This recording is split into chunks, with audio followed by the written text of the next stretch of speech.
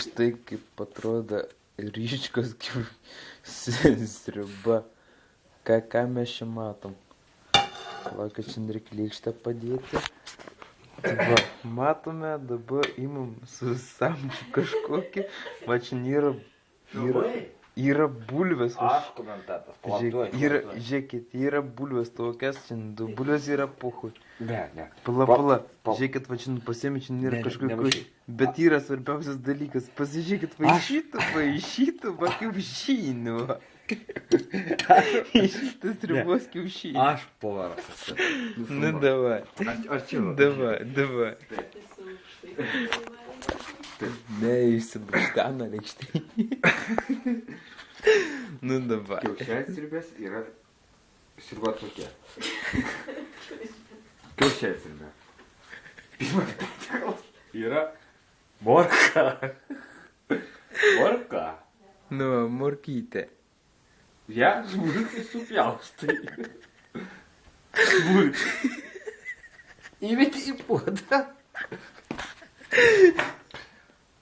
Tada paėmė bulvytę. Taip pat. Kokia čia bulvė? Čia yra netuša smulkiai supjaustai. Taip pat. Tada į puodą. Taip pat. Turime daugiau nieko. Tada ieškame. O, blin. Pagrindinis patiekalas.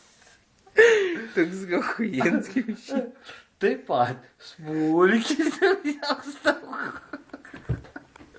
Smulkiai.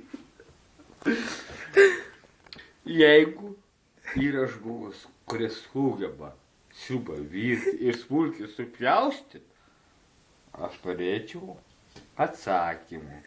Įdedi viską į puodą, įverdantį vandenį ir verdi. Nemaišyti. Pala, biški. Pamaišom, reikia pamaišyti, va.